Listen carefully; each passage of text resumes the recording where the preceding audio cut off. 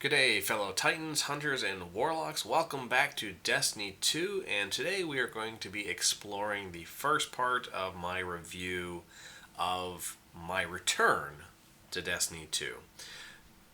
Today we're going to look at the good, the things in Destiny 2 that I enjoyed and I think that are positive changes for this game. Number one, Gambit. Gambit is a blast. Out of all the things Destiny 2 has to offer, this may be my favorite. It's a very entertaining game mode that focuses on combining basic PvE with a smattering of PvP. And I am genuinely impressed by how much this game mode hooked me. This game mode, Gambit, is not very difficult to understand or even win your games if you have some good luck, but it is difficult to master. And this makes Gambit really fun. As you get better and better at Gambit, you have more experience playing the game mode, you start to make some serious decisions concerning your loadouts, subclasses, and tactics to win games.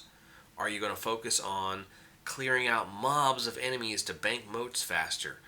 Are you going to bring your crucible weapons so you can focus on killing the other team on invasions? Do you have a good weapon to kill taken blockers? This is a great conundrum to have, as it makes the game mode more interesting. I can tell you, I personally settled on a shotgun, the exotic scout rifle Polaris Lance, and a rocket launcher as my favorite loadout for Gambit, as it gave me the best combination of clearing enemy mobs and being able to kill invaders or do some invading of my own. Speaking of invading, that is a ball of fun right there. Especially when you manage to wipe out the entire team in the short 30 seconds you have allotted to you to invade their arena. My personal highlight came when I managed to pull off wiping out the enemy team twice in a single game. And in that game I was able to complete the Malfeasance exotic quest.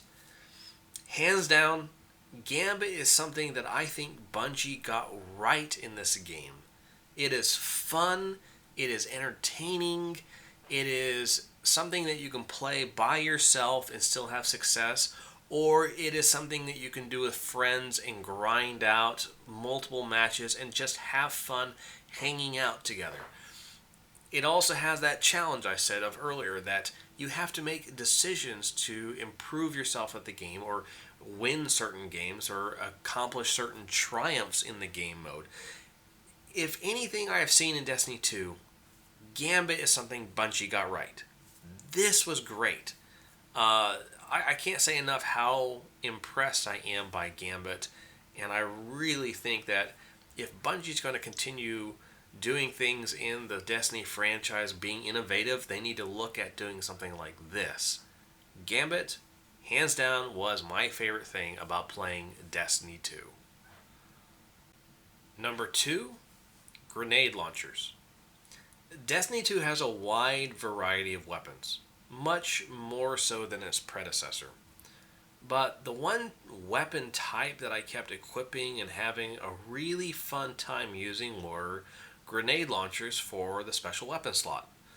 Not heavy ammo grenade launchers, but special ammo launchers. A previous Bungie game that had this weapon type was Halo Reach, and I loved using the grenade launcher in Halo Reach. It was a great weapon. You had to figure out the bounce just right, and if you were smart, you could hold the trigger for ages until the moment you wanted to detonate that grenade and take out a target. Destiny 2 has recaptured the Halo Reach nostalgia for me with this weapon archetype.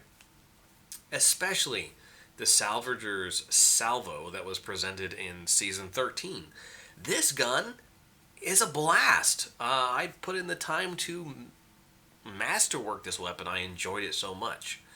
I actually enjoyed this weapon archetype so much, I even spent extra time in the game unlocking the triumph for grenade launchers in Crucible. The final achievement that I had to go for in Destiny 2 was doing a Forsaken Nightfall. And that was my last activity I played in D2. And the one weapon I took with me for the special weapons slot was Salvager's Salvo. And it was just straight fun.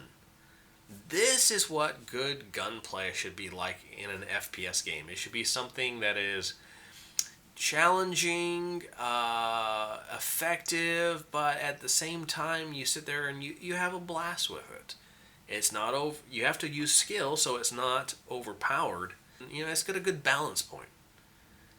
This, to me, was one of the greatest things about playing Destiny 2 again was the grenade launchers. Absolutely fun archetype. Absolute blast. Loved it. Number 3, Triumphs. With one small disclaimer. Triumphs are a really good addition to the game.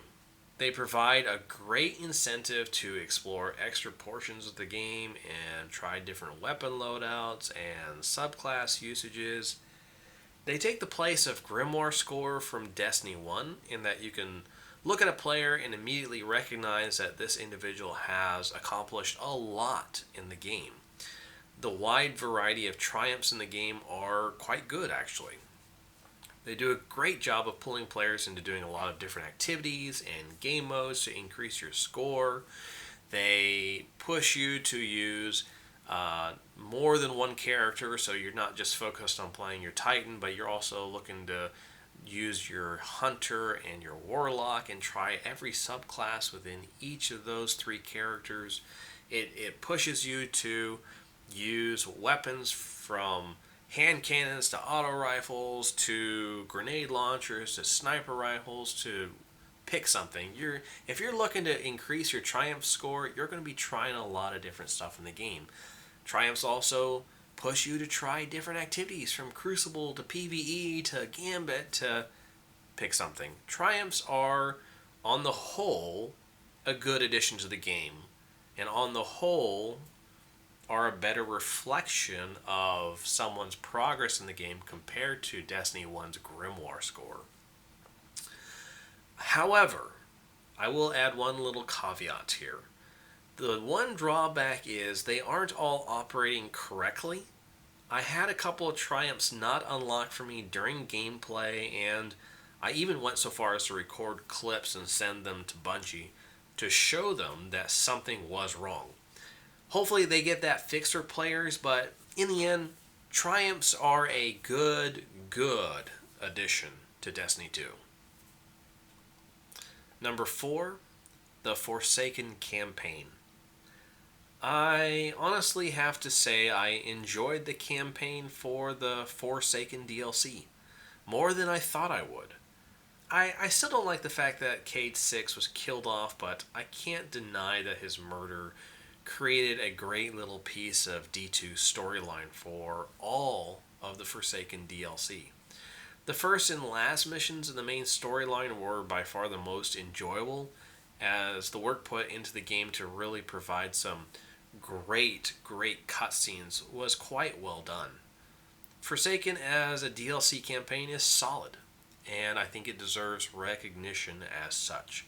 I'm not going to say much more than that. I encourage you to go try it for yourself if you have not.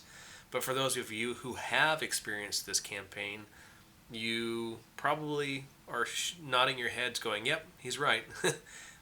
It's probably the best campaign element I've seen in D2.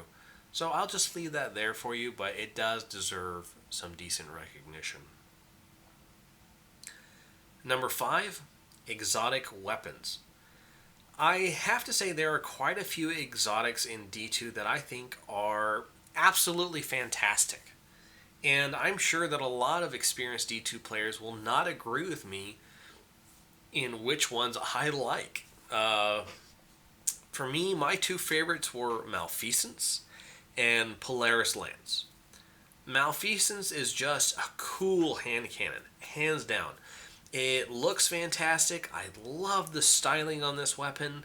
The exotic perks are fun, but not groundbreaking. I used it over and over in Gambit to great effect, and the exotic perk Taken Predator does exactly as advertised. There's not a whole lot more to the weapon than that, which is probably why a lot of people will disagree with me being a great weapon. But to me, exotics are supposed to be unique and fill a certain niche without destroying the game.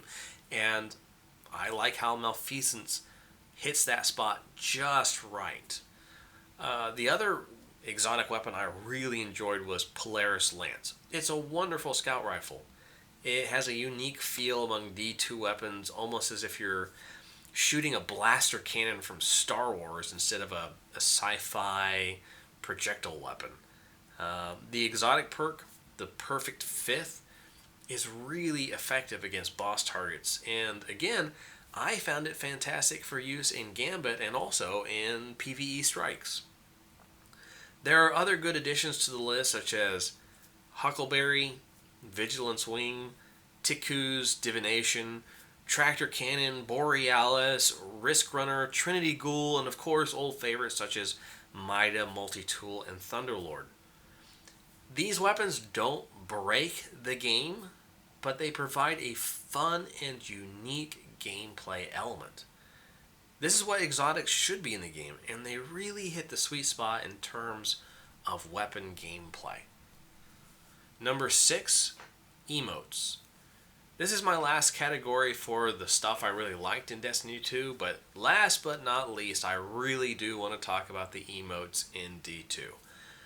Emotes have always been a fun aspect of Destiny, and as the game progressed and grew, more and more options became available to players to express themselves in a game via this method. Do a little dance, make a little gesture, have this animation that it just adds fun to the game. And Destiny 2 expanded the emote lineup really well. There are a ton of fun emotes in D2. And I have to say that the interactive ones, the ones where you can do a thing with another player, may be the best. I have a clip here, I'll have it up in front of you, is me interacting with a guy at the end of a strike. He is like, hey, give me a high five, and it gave me the prompt to. And that's great stuff. That's a lot of fun. The idea of doing a really small thing with another player in the game, it makes for a great community building camaraderie. Emotes in this game are great. They're fun, have great personality, and will provide a couple of good laughs in the process. Thank you very much for watching. I hope you enjoyed the video. Please come back for the next one as we explore more of my return to Destiny 2, where we'll be taking a little bit of a look at some of the negatives I have discovered in the game.